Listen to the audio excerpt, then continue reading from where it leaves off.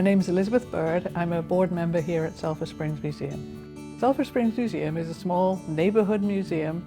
We're located right here by the Hillsborough River, and we aim to bring the history not only of Sulphur Springs, which has an interesting history in itself, but also the history and culture of Florida in general and the nation, and we want to bring that to this local community. Well, we're right in the middle of an exhibit called Voices and Votes: Democracy in America.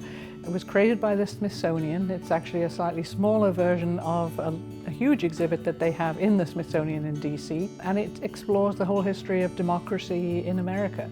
Not just voting, but also how democracy functions. What is the Constitution? Do we really understand what the Constitution says? There's a section on the rights to protest whatever issue you may feel you want to protest about. There's also several sections about voting. There's a section on citizenship. How do you become a citizen? What do you have to know to be a citizen?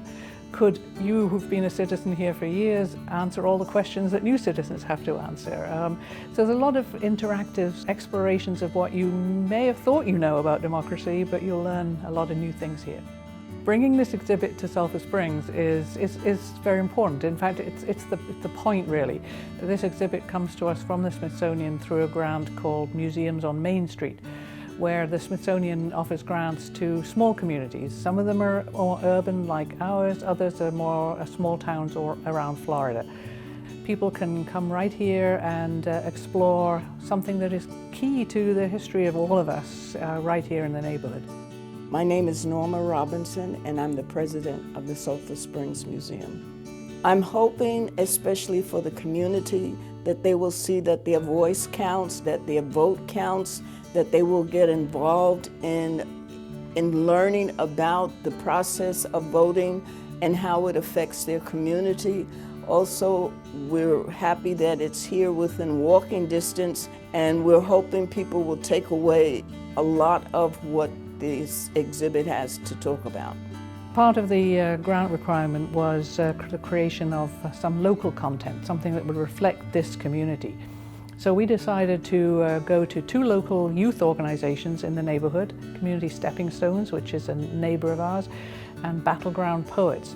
And we asked them to have their youth imagine what democracy is about, imagine America, imagine what their place in the future of democracy is. So the young children in Community Stepping Stones produced artwork.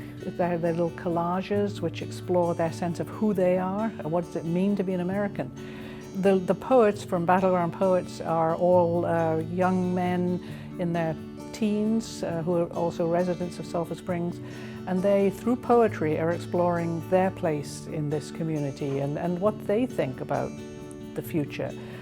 People will see that it's relevant to them, that history, often people think of history, as something old and boring, but this talks to what's happening now. It makes you think about different issues as you go through, and you evaluate what your thoughts are about democracy here in the U.S. One of the things about this exhibit that's really important to stress is it's not partisan. It doesn't speak for any particular issue or for any particular party. The protest section, for instance, doesn't say you should protest against this or against that. What it says is you have the right to protest, and that's an important part of democracy.